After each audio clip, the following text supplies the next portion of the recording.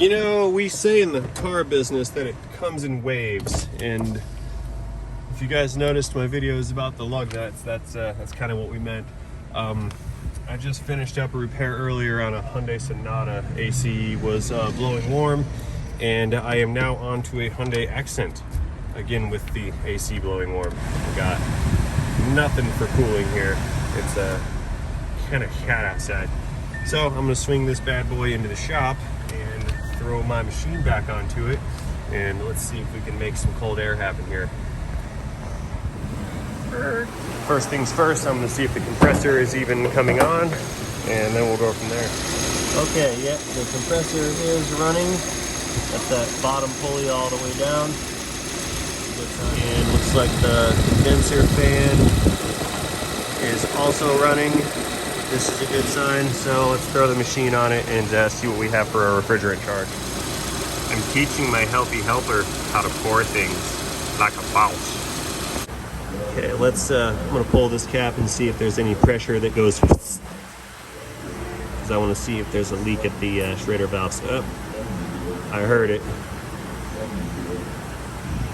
Okay.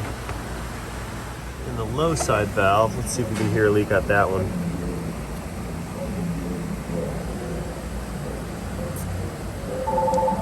Yep, I heard a bit of a release there too. Before I recover this system, I want to get an idea what kind of pressure the compressor is making, and then I'll pull the system down and we'll see how much is in there. Hey, will you go run inside and turn the AC back on? Start the car back up, thank you.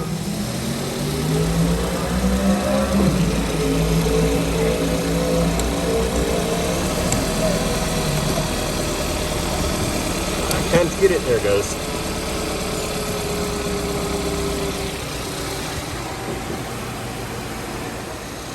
Okay, the flat thickens.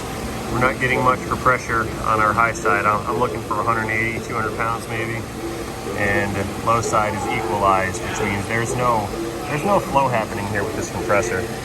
So what I'm gonna do is I'm gonna go ahead and pull that connector off and just make sure it's being sent power. It appears to be running, but that may not be part of the clutch. So I'm just going to confirm that this compressor is being commanded on before I begin to recover the system. Okay, so I've disconnected the compressor, and that front area appears to be, it's still spinning. So perhaps that's not the clutch. The clutch may be inside of that pulley. I was deceived by this. In any regard, I'm now going to use a multimeter to test for power and ground at this connector, because I do want to see some compressor action. I do believe at this point the clutch assembly in there with the circuit may be faulty. So let's throw the meter on there and see what we got.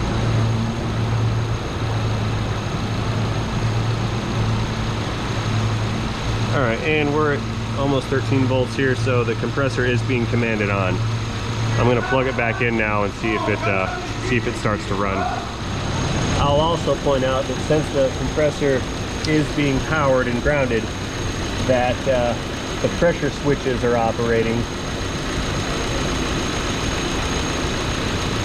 which are allowing permission for the compressor to be commanded on.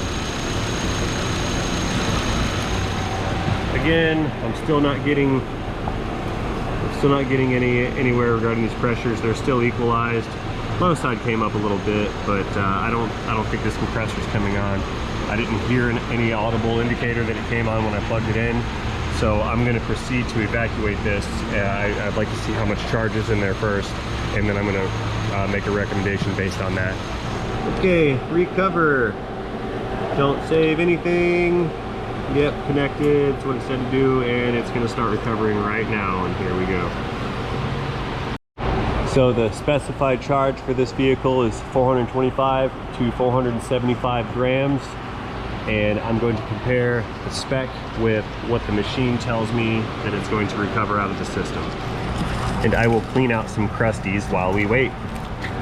Okay, so my machine is in pounds, so we're going to revisit this spec. We're looking at 0.94 to 1.05 pounds.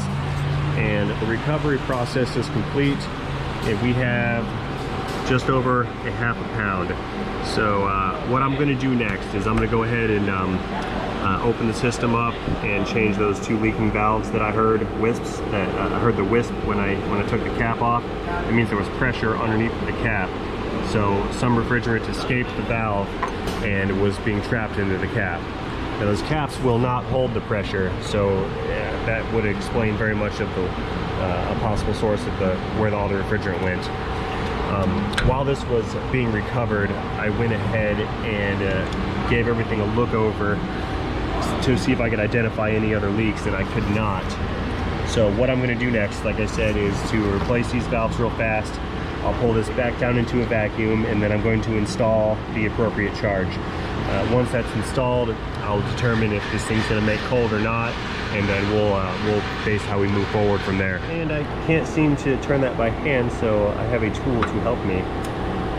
There we go.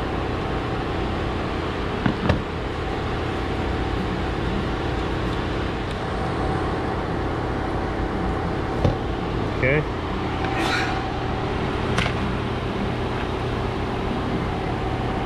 Looks good. Drop you down in your hole, and I'll tighten this one down, and then I've got one more to do over on the low side.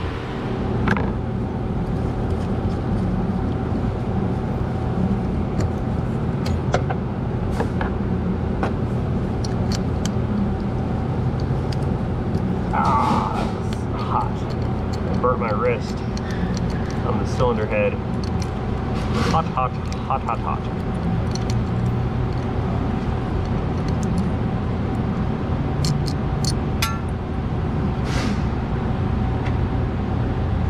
That's okay, I didn't want that valve anyway.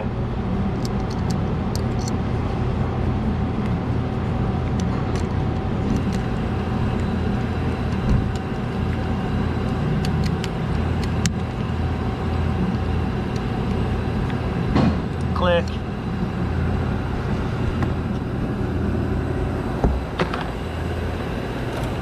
And I'm going to hook this back up. We're going to pull a vacuum, install a little bit of dye, and then install the charge, and then we will evaluate system performance after all that. And vacuum, please.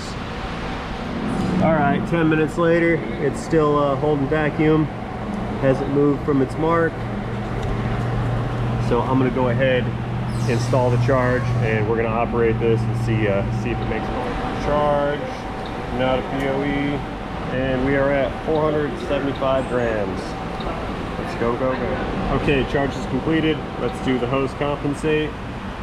That's where it's just going to install a pre-calibrated amount, which is what it believes is contained within the hoses. That way the system itself in the car receives its maximum allowable refrigerant charge. Okay, let's get it going and see if we make cold on.